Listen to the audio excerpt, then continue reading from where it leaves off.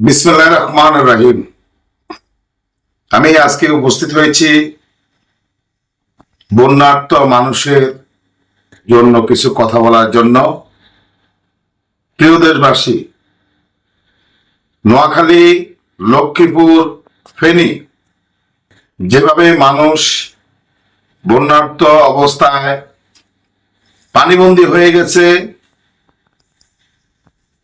তাদের জন্য আমি দুটি কথা বলবো এবং যারা ত্রাণ নিয়ে যাচ্ছেন তাদের জন্য কথা বলবো। সেটি হলো, আমরা গতকালকে ফেনী ফুলগাজীতে আমরা ত্রাণ দেওয়ার জন্য একজাক মিডিয়া কর্মী গিয়েছিলাম প্রজন্ম টিভি পরিবারের। তখন আমরা বাস্তব চিত্রগুলা দেখতে পেয়েছি। ঢাকা থেকে, টাঙ্গাইল থেকে, বিভিন্ন জেলা থেকে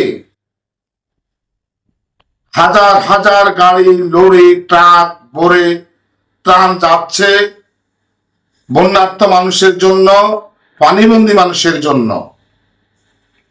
সেখানে আমরা যেটা দেখতে পেলাম এবং মানুষের কাছে যেটা শুনতে পেলাম, যে বড় রাস্তা মানে হাইওয়ে রাস্তাগুলো সেখানে এবং যেখানে পানি নেই সেখান পর্যন্ত গাড়িগুলো যায়। সেখানে কিছু লোক ওখানে ব্যানার টাঙিয়ে বলে যে বিভিন্ন আশ্রয় কেন্দ্রে 300, 600 এভাবে বলে ওখানে মালগুলা নেমে রাখানোর পর এই মালগুলা, এই ত্রাণগুলা যারা ক্ষতিগ্রস্ত অবস্থায় আছে, যারা পানিবন্দী অবস্থা আছে, তাদের কাছে ঠিক মতো মালগুলা পৌঁছাচ্ছে না।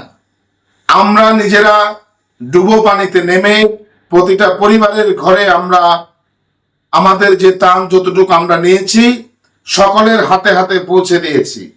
অনেকে কেঁদে ফেলেছে যে আজকে 5 দিন, আজকে 10 দিন এখানে পানিবন্দী অবস্থা আছি, যে এখনো আমাদের মাঝে ত্রাণ আসে নাই।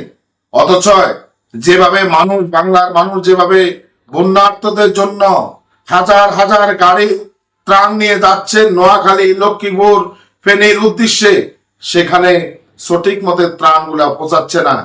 যারা ত্রাণ নিয়ে যাবেন, আমি তাদের প্রতি উদাত্ত আহ্বান এবং অনুরোধ জানাবো যে আপনারা ত্রাণ নিয়ে যাওয়ার পরে কোনো ব্যক্তির কাছে না দিয়ে, মানে যে হাইওয়ে রাস্তা সেখানে না দিয়ে, যেখানে পানি নাই সেখানে না দিয়ে, যেখানে পানি আছে খুঁজে বের হয়ে নিজেরা প্রয়োজন বোধে নিজেরা পানিতে নেমে এই ত্রাণগুলা প্রতিটা ফ্যামিলির হাতে হাতে পৌঁছে দিলে মানুষ উপকৃত হবে।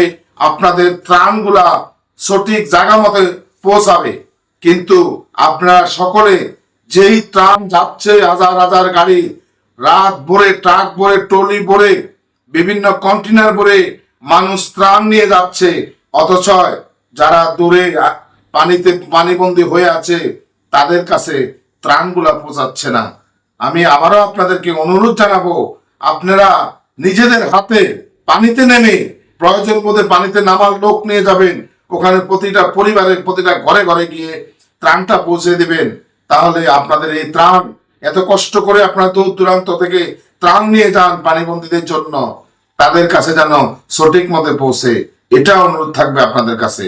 একজনের কাছে একটা জায়গায় দিয়ে আসলেন, কিন্তু সঠিক মতে যারা আসলে পানিবন্দী অবস্থা আছে তাদের কাছে ত্রাণগুলা পৌঁছাচ্ছে না। আমি আপনাদেরকে অনুরোধ জানাবো যে আপনারা সঠিক মতে যেন ত্রাণগুলা যায়, যেহেতু এত দূর থেকে কষ্ট করে ত্রাণ নিয়ে যান আপনারা, যেন বন্যার্ত মানুষের কাছে, ক্ষুধার্ত মানুষের কাছে ত্রাণগুলা পৌঁছায়। আপনাদের অক্লান্ত পরিশ্রমগুলা এবং আপনাদের দানগুলা কাজে লাগে।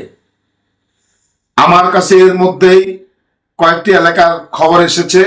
সেটি হলো, নোয়াখালীতে চৌরাস্তা থেকে মাইজদি যাওয়ার পথে আলিপুর এলাকা, ওখানে মানুষগুলো এখন পর্যন্ত ত্রাণ নাকি পায় নাই।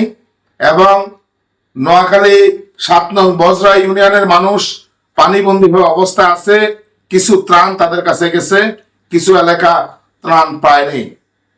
এবং মাইজদি সোনাপুর, যেটা 0 পয়েন্ট বলা হয়, ওখানে এখন পর্যন্ত 1 কেজি মুড়ি পর্যন্ত তাদের কাছে নাকি যায়নি, তাদের ভাষ্য, তাদের বক্তব্য।